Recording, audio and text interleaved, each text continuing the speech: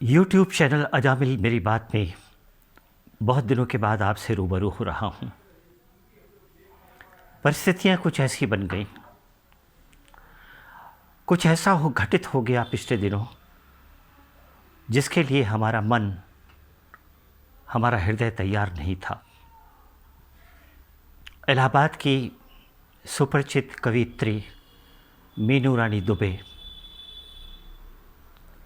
हमें छोड़कर हमेशा के लिए चली गईं। वो इतनी जल्दी चली जाएंगी इसके लिए हम तैयार नहीं थे। ये खबर सुनने के लिए हम तैयार नहीं थे, लेकिन ऐसा हुआ। यह एक सच्चाई थी जिसे हमें स्वीकार करना पड़ेगा।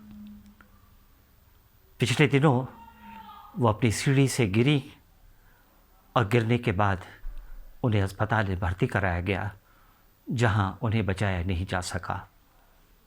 मीनू रानी दुबे पिछले काफ़ी दिनों से डायबिटीज़ की पेशेंट थी और वो अपने भीतरी मन से संघर्ष कर रही थी।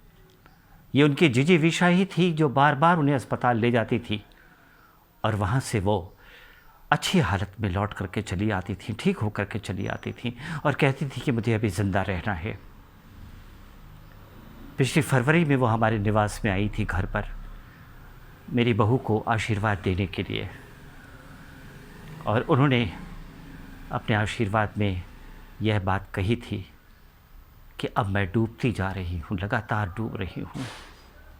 और मैंने कहा था हौसला रखिए, अभी आपको बहुत काम करना है, बहुत लिखना है आपको। मीनू रानी दुबे मूल रूप से कवियत्री थी, लेकिन साहित्यिक पत्रकारिता में भी उनका अच्छा खासा दखल था। खूब काम किया उन्होंने, बड़े बड़े लोगों का उन्होंने साक्षात्कार किया। इंटरव्यू करने का फ़न उन्हें बहुत अच्छा आता था और बहुत अच्छे ढंग से बहुत सारी बातें वो निकाल लाती थी। मनोरमा जैसी पत्रिका, माया जैसी पत्रिका और देश की तमाम जानी मानी पत्र पत्रिकाओं में उनके आर्टिकल्स, उनके फीचर्स प्रकाशित होते थे, उनके लिखे इंटरव्यूज़ छपते थे और जहाँ से वो पहचानी गई, जानी गई एक कवियत्री के रूप में। वो स्त्री विमर्श को लेकर के हमेशा सतर्क थी और स्त्रियों के अधिकार के लिए वो लगातार लड़ते रहना चाहती थी। स्त्रियों का कोई अपमान करे, कोई उन्हें छोटा समझे, कोई उनकी शख्सियत को कमतर आंके, ये उन्हें बिल्कुल पसंद नहीं था और इसके लिए वो किसी भी सीमा तक जाकर लड़ने के लिए तैयार थीं। ये कहा जा सकता है कि स्त्री विमर्श की वो एक महत्वपूर्ण कवियत्रियों में थी। हालांकि उनके जीवन काल में बहुत सारे लोगों ने उन्हें गंभीरता से नहीं लिया, जिसकी मीनू रानी दुबे ने कोई चिंता नहीं की, कभी कोई परवाह की ही नहीं इस बात की कि उन्हें कौन गंभीरता से लेता है, कौन गंभीरता से नहीं लेता है। बस इतना ज़रूर था कि वो अपने आनंद के लिए लिखती थी। लिखना उनका पेशा नहीं था, लेकिन उससे अगर उन्हें कुछ पैसे मिल जाते थे तो वो बहुत खुश होती थी। आकाशवाणी की वो हमेशा एक प्रथम दर्जे की टॉकर रहीं। उनकी कविताएं लगातार ब्रॉडकास्ट होती रहीं। दूरदर्शन ने भी उनकी कविताओं को टेलीकास्ट किया। इलाहाबाद दूरदर्शन ने भी और लखनऊ दूरदर्शन ने भी उनकी कविताओं को खूब अच्छे ढंग से प्रकाशित किया, अच्छे ढंग से प्रसारित किया। ये बड़ी बात थी। आज इलाहाबाद के अंदर उनको जानने वाले लोग बहुत बड़ी संख्या में हैं। वो जिस भी परिवार में गईं, उस परिवार की होकर रह गई। उस परिवार में उन्हें इतना प्यार मिला और उन्होंने उस परिवार को इतना प्यार दिया जैसे कोई परिजन अपने परिजन को प्यार देता है। बड़ी आत्मीयता थी उनके भीतर, बहुत आत्मीयता थी। जिस घर में भी जाएं, बहुत प्यार से, बड़े अधिकार से बात करती थी। अगर उन्हें भूख लगी है तो वो उन्हें कोई संकोच नहीं होता था, वो फ़ौरन कहती थी मुझे ये बना के खिला दीजिए, मैं खाना चाहती हूँ। उनके पिता श्री राम दुबे एजी ऑफिस के प्रथम पंक्ति के अधिकारियों में थे, वरिष्ठ अधिकारियों में, और उनका बड़ा सम्मान था इलाहाबाद के अंदर, बहुत नाम था, और जिससे मीनू रानी दुबे को बहुत बड़ा हौसला मिलता था।